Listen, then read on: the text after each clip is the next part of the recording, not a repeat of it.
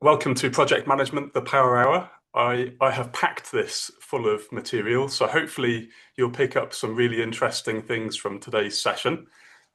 There is, as Emily said, an opportunity at the end for questions, but I will keep an eye out on the chat window. So if anybody does have questions throughout, please add them there. And if I see anything that I can answer quickly, I will. If not, we'll save them for the end.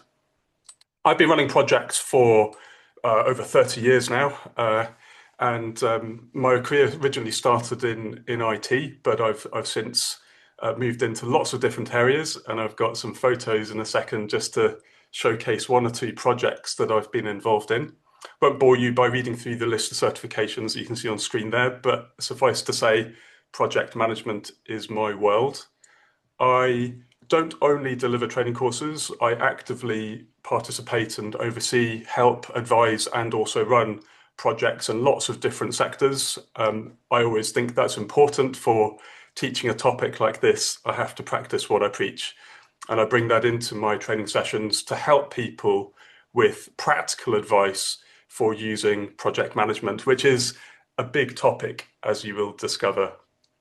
As you can see at the bottom there, I'm interested in anything outdoors, mentioned caving, canyoning, all sorts of things like that. There's some photos as well at some point during the session.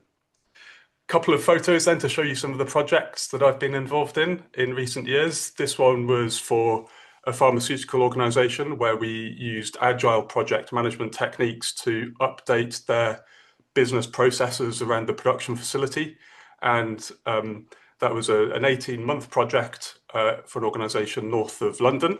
And we applied Prince2 project management along with combinations of agile in order to significantly reduce the cost of production at the pharmaceutical plant. This one is an example of a lot of the projects I get involved in are business process projects where we're not working with machinery or technology.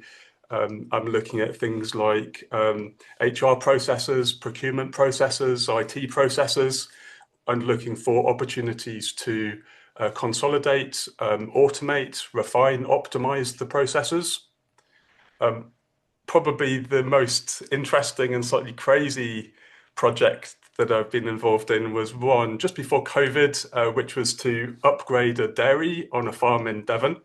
And this was all really about the farmer wanting to have lots of data around milk production.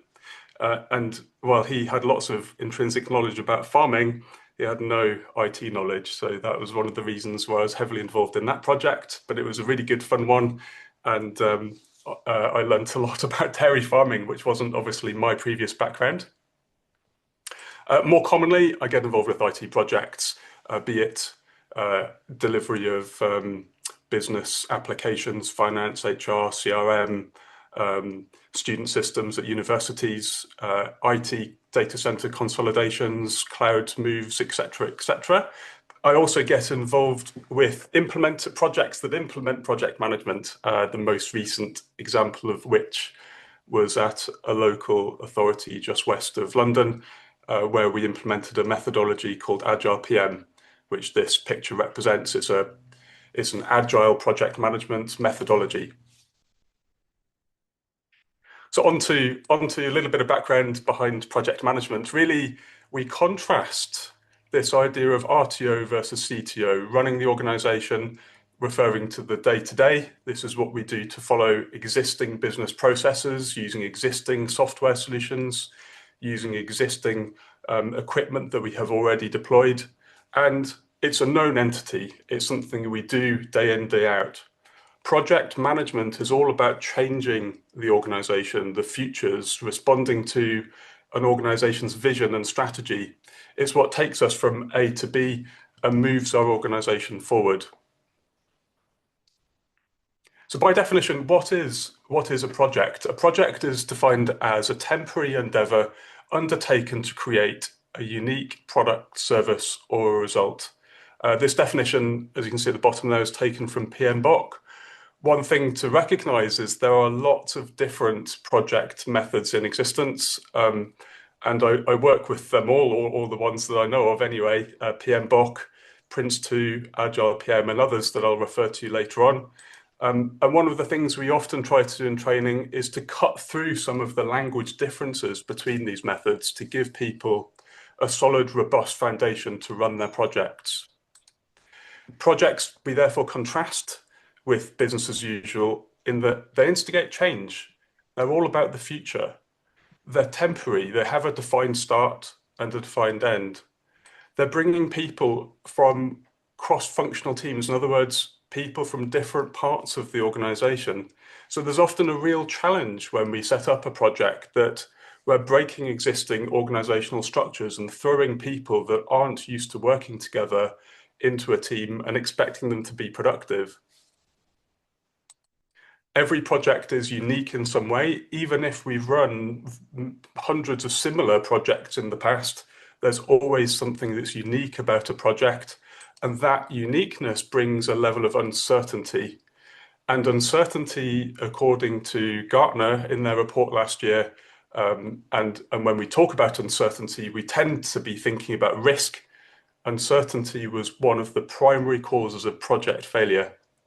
So project management then is all about trying to address some of this uncertainty, trying to think about how we bring together a disparate team and how we make that team productive and efficient and effective to deliver against the project requirements. Project management, therefore, is about the planning, the delegating, the monitoring control of all aspects of the project. And you can see here on screen the 7 performance targets. These are taken from Prince 2, but they reflect the 7 core areas that I would expect a good project manager to keep a watchful eye on throughout the project. Most people have a focus on the top 4, the time, how long does the project run for, the cost, how much have we invested in the project, the scope, defining what is it we're producing, and quality, defining the quality level, the quality specifications of the outputs from the project defined in scope. They're the common 4, but actually one of the things I always stress when I deliver training courses is that ultimately it's about project benefits. Benefits reflect the why. Why do we undertake this project in the first place? What do we expect to see as a positive outcome from the project? Often we don't see those benefits for some time after the project was delivered. For example, if a project was about increasing revenue or improving efficiency or reducing staff turnover or reducing the number of students leaving the university, as an example project I ran a couple of years ago, the benefits are often not seen until sometime after we've made the improvement. So I always want to keep a very watchful eye on those because they provide the ultimate validation of the project investment in the first place, and they help us understand and improve our validation mechanisms for projects into the future. We also, of course, want to keep a very watchful eye on risks to make sure that we minimize the chance that a negative risk could affect our project. But interestingly, we also consider what we refer to as opportunity risks, uncertain events that might deliver positive outputs or positive outcomes from our project, and we want to implement mechanisms to maximize those opportunity risks. Recently introduced in project management methods is this idea of sustainability. That doesn't necessarily mean just environmental aspects such as carbon reduction. It can mean reducing poverty. It could mean improving the energy efficiency of your organization through project. It actually follows the United Nations 17 aspects of development and can include any of those targets. Project management for me is something of a toolbox. It has lots of tools. One of the things that I find, and I'm teaching Prince 2 actually to an audience in the United States this afternoon, one of the things people sometimes find in project management is that some aspects don't suit them, that there are tools that they don't use. And what I say to people is it depends on the nature of your project. How big is the project? How many people do you have working on the project? How visible is that project to people externally to your organization, or is this a project that you're running internally? How closely aligned is it to your strategic needs as an organization? How much risk is involved? Are you running a project to upgrade some IT solution in a nuclear power plant, or are you running a project in a local authority? Both equally important, but the level of control and protection you might need will be different. So I very much see project management as a toolbox, that there are different tools that we use for different purposes and different types of project.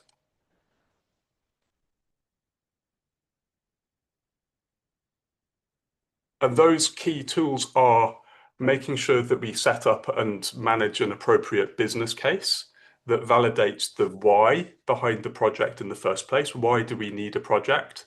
The organizing, how do we put together that cross-functional team in a sensible way to give us the right governance for our project? How do we plan our project in an appropriate way so that people know what they need to do and when? And planning, by the way, was the second cause of project failure according to the most recent Gartner report. How do we deliver our outputs to the required level of quality for our business? And so project management has a number of mechanisms to make sure we achieve the desired level of quality. How, of course, do we manage risks in our project, things that are uncertain and may cause us to reconsider the validity of our project, or we might see improved outcomes, as I said before. We also, of course, need to deal with project issues. While risk refers to things that may or may not happen, and we try to assess the likelihood and impact of those risks. With issues, they have happened or will happen. And again, we need mechanisms in project management to make sure that those issues don't affect the capability of the project to deliver on the originally desired outcomes. We also, of course, need to monitor progress in our project. And that, for me, is the last piece of the core toolkit. So let's have a look at some of these areas in a little bit more depth. Starting off with the business case. And obviously in our high level courses, I'd go into quite a lot of depth here, but fundamentally what I'd be talking about is how to develop a sensible business case, how to validate the investment. You know, every one of you work in organizations of different types and nature. Project management is designed to work in any industry, in any organization with projects of any size, but all of you have one thing in common, and that is you shouldn't be investing the capital that you have in something that won't deliver sufficient value to you, be it a local authority wanting to invest in a community project, be it a pharmaceutical organization wanting to generate more revenue by an improved production line. Each of those projects needs to be supported by a business case. And the idea is that business case will underpin the justification for starting the project in the first place and validating that project all the way through. So we always, in project management, ask the question at the end of every stage, is the business case still valid or not? If not, then we have to decide, should we continue with the project? Even if we've invested money and capital and resource in that project, let's not waste any more in a project that doesn't have a sound, justifiable business case. We also make sure that at the end of the project, when we hand over any remaining outputs to a customer, that we understand the benefits that have been delivered and we plan for benefits that might be seen from that project sometime in the future.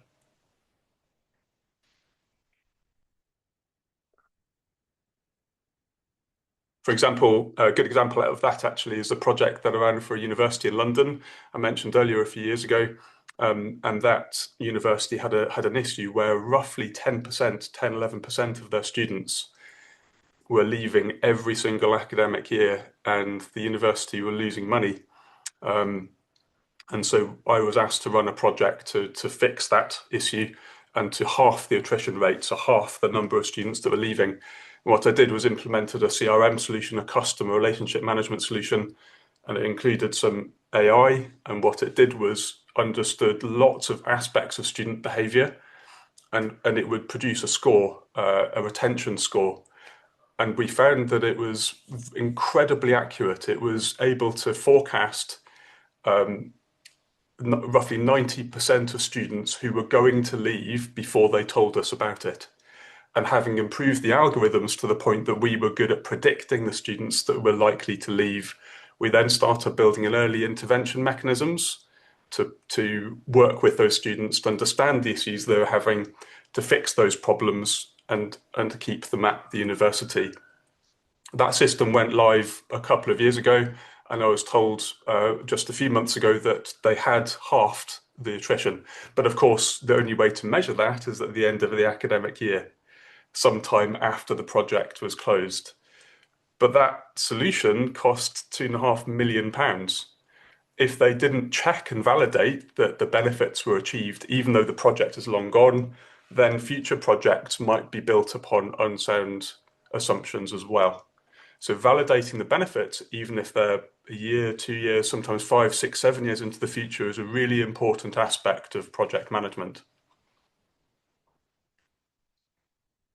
Setting up project organization is also critical because we need the appropriate governance, and the core thinking behind this, without going into the depths of all of these roles, is to allow people to do their jobs without micromanagement. We advocate in project management a concept called management by exception.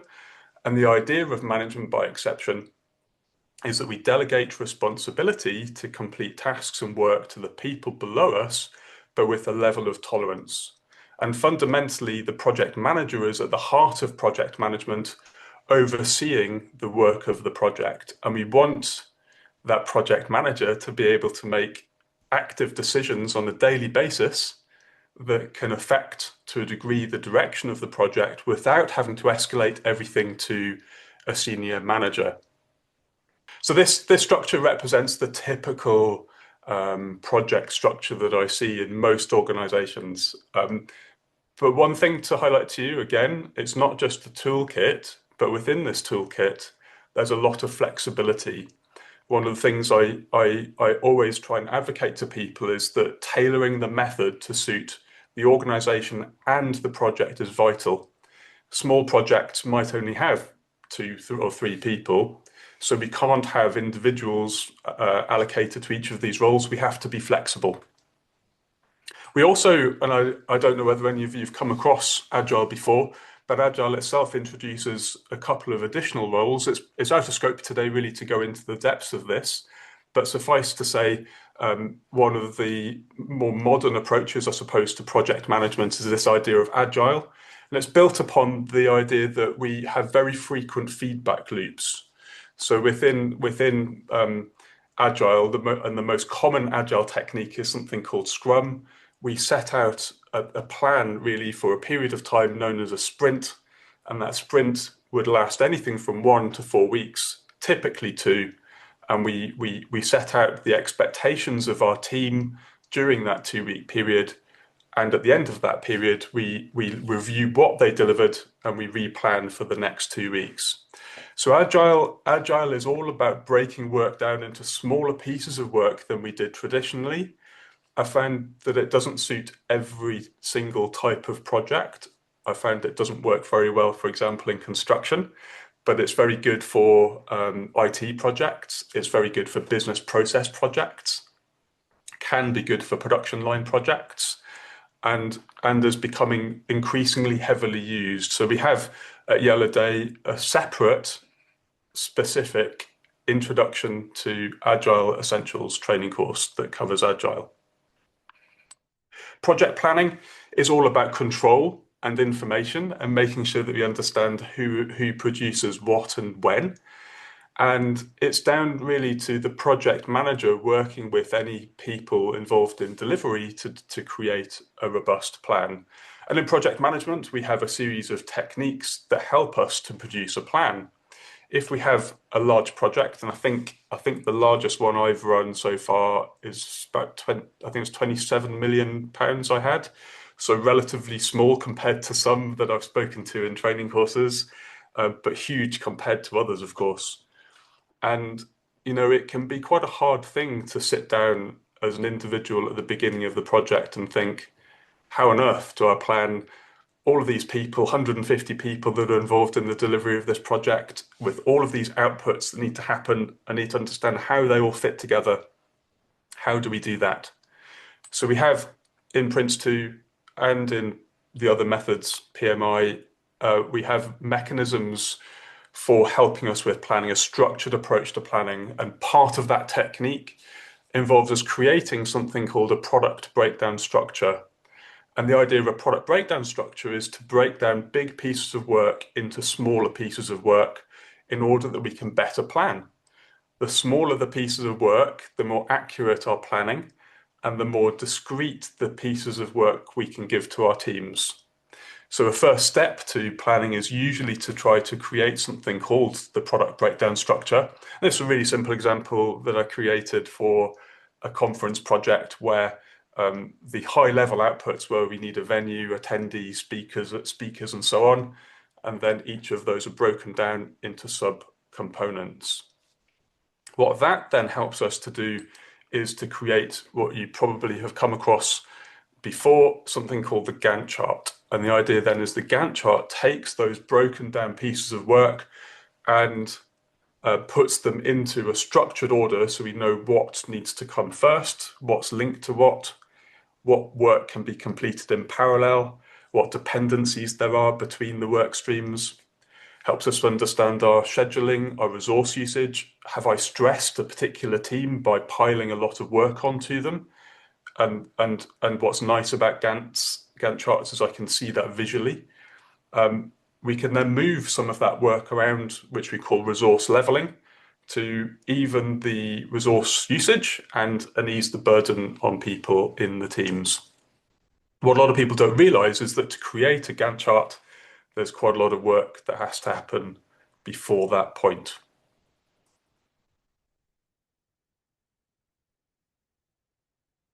We also, of course, need to report, and these are some example reports that come from Prince2, which is probably, I think it is the most commonly used project methodology in the UK and Europe. It's a different matter if you talk to people in the United States, but they're much for muchness, really, the methods in terms of reporting. Highlight reports are designed to be delivered from the project manager to the project board. We also have end stage reports. The idea being is that we should review the work of a stage within the project, which could be, a few months of work. We want to look at what went well, what didn't go so well, can we improve upon those things, and we need to think about the work at detailed level for our next stage. We also, of course, report at the end of the project, again, mostly to learn lessons, to indicate what went well in our project, what could we do better next time.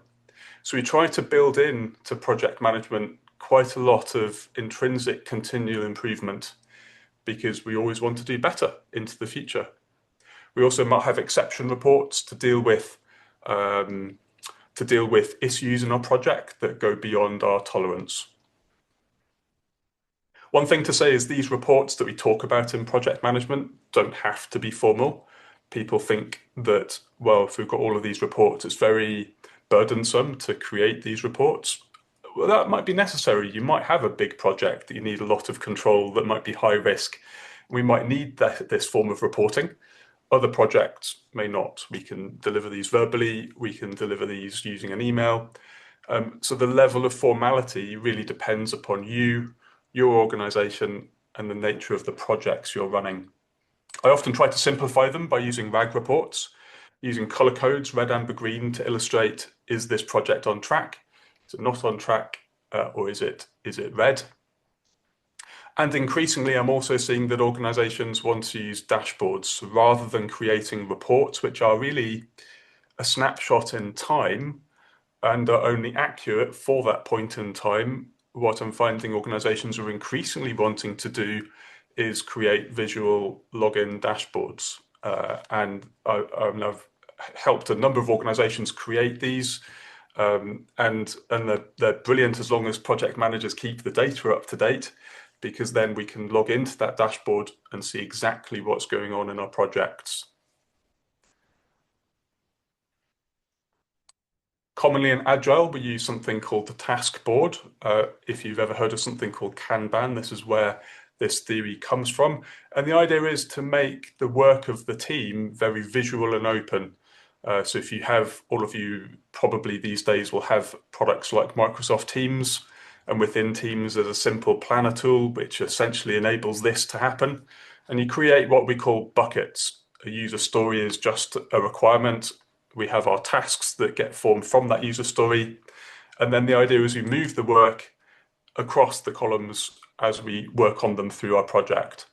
And what that then, oh, it would have been nice if the animation reached done. Never mind. But we do aim to complete the work, of course. So ultimately, everything should reach the done column. But what these are really good for is allowing everybody who you're comfortable with access in the organization to see exactly what the team are up to. So no longer are project teams hiding the work. The idea is we're increasingly open and collaborative, and people can see the pinch points and the things that are going wrong in the project. They might be able to offer help, but more importantly, we're being very open to the organization as to where we are in our project. That in itself is part of mitigating risk. So risk, as we said at the beginning, is seen as an uncertain event that may affect our objectives, either a threat, which are negative risks. So the typical, there's a risk that we've heard a supplier is struggling for money, and if they go out of business, we won't receive the items we've ordered, and that could significantly affect our project. Or an opportunity could be that through the implementation of our project, we discovered actually there's another use for the widget that we've created, or the quite common in pharmaceuticals. You probably know some examples of medicines that are now commonplace that were discovered by accident when they're actually researching a medicine for something else, and they find that it has a positive side effect that can cure another condition. Well, they become opportunities because they can make more money out of the original project idea. When I put these slides together the other week, I wrote that example risk because I was incredibly frustrated working in London the other day with the tube strike, and it's an absolute nightmare when that happens. But it is a risk, and you have to plan around it. So I made use of the River Clipper to get myself to Canary Wharf, which is actually quite nice, to be honest. But I was unfortunately late. So project risk management then is about taking our risks, or at least helping us to identify the risks. We have various techniques to help us work out what risk could affect our project. We assess them, typically based on the probability, or in other words, the likelihood of that risk occurring. What impact will it have on our project objectives? So typically we're looking at the impact to the targets that we talked about at the beginning on time, cost, quality, scope, risk, benefit, and sustainability. And also we measure sometimes proximity. And the idea of proximity is to understand if this risk is going to occur, when is it likely to occur? And it just gives us that third dimension of really risk prioritization, because sometimes you see people panicking because they've discovered a high impact, high likelihood risk, but actually it relates to a component of the project that's not going to happen for another 12 months. Yet we've got just a slightly lower scored risk that if it's going to affect us, it's due to be a delivery of a product that's happening in a couple of weeks' time. I want to focus on that one first, even though there are bigger risks in the system. So it gives us that third dimension. Controlling then is about coming up with sensible strategies. So we often talk about mitigation and contingency, but actually modern risk techniques now break down contingency and mitigation into a number of different choices, which give us a bit more, what's the right word? Give us a bit more freedom as a project manager to be pragmatic over what we do. And there are some risks that we choose to accept. There are some risks that we proactively manage and reduce the probability and impact. There are other risks that we decide actually we're not going to spend time, effort, and money on that risk right now, but it could happen. And if it did, it would be negative. But we feel we can mitigate it sensibly with a backup plan or a fallback plan. So controlling is all about thinking through logical approaches to risk and not panicking, thinking about what's in the right interest for the organization. All of this would be based upon a risk management strategy, which we put together for the project, and often is based upon an organization's risk management strategy, reflecting how much appetite you have for risk. There has to be some. You can't run a project without a level of risk. There has to be some. How much appetite you have for risk will vary, and that appetite for risk sets the level of tolerance that we apply within the project. An organization with a very low appetite to risk will have very narrow risk tolerance applied in the project. And what that really means is you need to be investing more time and effort in your risk management and expect more to be escalated. Just as an example of risk mitigation and management, I couldn't resist dropping in a quick photo. I told you at the beginning I was into caving. Well, that's me dangling over about 120 meters, or I suppose about 350 feet of nothingness, about to disappear down. And that's what it kind of looks like towards the bottom. That one isn't me. But I know all about risk management, and I apply it when I do crazy things like caving. So one thing that's always really important with risk management is this idea of understanding the root cause, and this point behind why is something I always stress to people. And I guess you might be asking that about caving, why? But I periodically get asked to come into organizations to understand why the projects failed. And I audit the projects and I look at the aspects of project management in the toolkit that they were using or not using. One of the first places I look is the risk register. And it really surprises me how often I'll see a risk register and they've created one, but they've just got two entries in it. They'll say this project might overrun on time and this project might deliver late, but they never explain why, and therefore they haven't done anything about it. So just a really simple example, why might the project cost too much? Because we might make mistakes. Why might we make mistakes? We've never done this type of work before. Why have we never done this type of work before? We don't have the specialist skills. So therefore, in the risk register, I'd expect to see, because we have or lack sufficient skills, we may make some mistakes, and that will cost money to fix.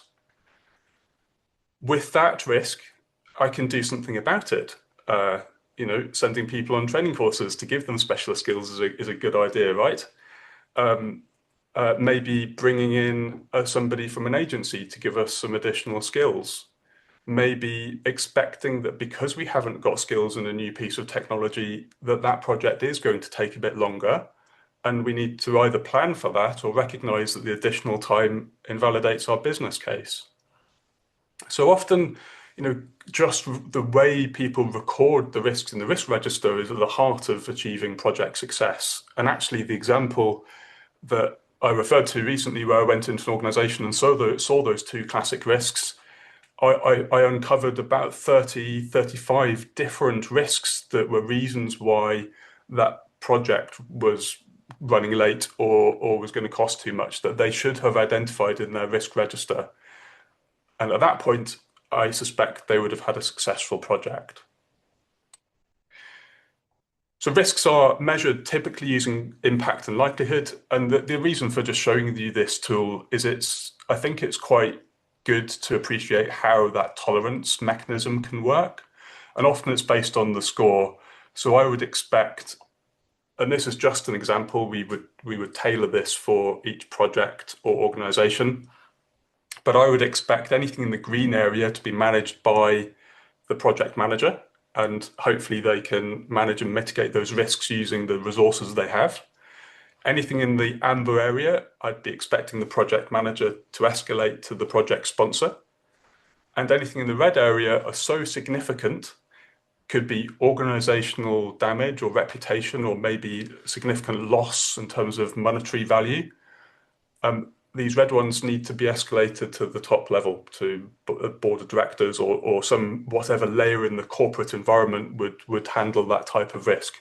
So it gives us a structure to apply, and they can't be brushed under the carpet and ignored, which is one of the common problems with these things. Alongside risk, we of course have to handle issues. I always say if you're any good at risk management, there shouldn't be many issues. But there are always things that we didn't think about. I don't know whether anybody's heard of the Donald Rumsfeld famous quote where he talked about the known knowns, the known unknowns, and the unknown unknowns. But essentially, issue management are the unknown unknowns, the things that we could never have forecast. There are always going to be some things that affect our project that we didn't appreciate may have happened and manage the risk management. And therefore, we need mechanisms to handle these as well. We create an issue register that works alongside the risk register, and we use that to plan and manage our response to those issues. And of course, we may need to seek help from people above us and make a recommendation as to how we get around the issue. There's quite a lot more behind issue management, but that's all for you today on that one. Quality is broken into two parts in project management. Quality planning is up front. We always need to define the level of quality that we require in our project in terms of the outputs. So we're working closely with our customer to understand what are your needs, what are your requirements, how do we deliver the right outputs for you to the right level of quality. And then quality control we implement during project management to ensure we deliver those items to the required level. So we'd include in here testing, the mechanisms for validating the requirements were delivered effectively, and how we pass ownership of the completed products to our customer and achieve the right level of sign-off. Alongside the toolkit, one of the core considerations, I think, now at the beginning of the project is to decide which style of project management do we want to deliver. The most traditional approach is this idea of waterfall, and we often think of this as a sort of linear sequence where we understand the requirements at the beginning of the project, we plan how we'll deliver against those requirements, we start building against those requirements and producing the outputs, we test them, fix anything we saw in testing, and then we deploy to the customer. For certain projects, that's the best solution, and I'd argue that's still the best solution for things like construction projects, even some IT projects. But anything that there's increased uncertainty and you're not sure exactly what the outputs will look like at the beginning, well, Agile as a process is meant to help us with that. And one of the things Agile does is breaks down big pieces of work into much smaller pieces of work. And if you remember what I said about a sprint, in order to use Agile, no one project output should take more than about a week's worth of effort to produce. Fundamentally, then, the difference between waterfall and Agile in terms of approach is in waterfall, the solution is defined at detail at the beginning, whereas in Agile, we allow the solution to evolve. And that could be, things like you're developing a web application, you'll show the customer a mock-up of what the screen will look like and you get feedback. Do they like it or not? You tweak it, you show it to them again. You then start coding it and you give them access to it, and then they come back and say, well, I like this, but actually I need more information shown on this report. And so we allow the solution to evolve, whereas in waterfall, we'd have captured that detail at the beginning, and there's very little opportunity in waterfall to change the outputs as you progress through the project, whereas Agile allows that to happen. On the downside, in waterfall, we guarantee, or at least we aim to deliver everything at the beginning of the project, whereas in Agile, we don't. Customers, in order for the Agile cycle to work, have to accept that they may not get everything they ask for. So you might consider the evolution of a solution a good thing, but possibly as a downside, we can't guarantee that they'll deliver everything. But on the upside, time and budget in Agile are fixed, whereas in Waterfall, because we promise all of the outputs, we typically need to be able to flex time and budget. So culturally, really, there's quite a significant difference between the two, and and that's what makes it such an important consideration at the beginning. Is this project going to be waterfall, or is it agile? In waterfall, the PM plans and delegates the work at a detailed level. In agile, it becomes a self-directed team, typically with less command and control structure. Just to underline what I was saying there about the different targets, you recognize the 4 core targets in the project. Typically in waterfall, we try to deliver a fixed scope and therefore flexibly have tolerance for time and cost to deliver that fixed scope. Whereas in agile, they want a fixed time and costs and usually quality. The idea being that we don't want to compromise quality to deliver on time and cost. We therefore prioritize the items in scope. So that could be, well, I need that report in the web application, but this other report is less important. And so in project management, what we would do is make sure we do the vital reports or the vital pieces of functionality. But if we start running out of time or money, then we will start descoping. And so culturally, the two are very different in terms of how they approach the project. And then to wrap up at the very end of our project, of course, we need to review our benefits, confirm that we have achieved what we set out to achieve, and there's nothing more that the project can contribute, that we plan for unrealized benefits and we hand those over to somebody in usually the business environment to manage and make sure that they follow the benefits review plan that we set up for them. Importantly, we'll learn any lessons from our project to try and apply to future projects as part of our performance review. And there you are. That hopefully was a very rapid run through of the core and key parts of project management. Of course, I can't finish this without talking to you a little bit about some of the options for training. The introduction to project management goes into a little bit more depth than we have covered here today, but fundamentally following the same principles. But the idea is to give people a bit more in terms of practical, exercise-driven opportunities to have a go at some of these aspects of project management. We also have an Agile Essentials course, which focuses on Scrum and Kanban and some of that agile way of working.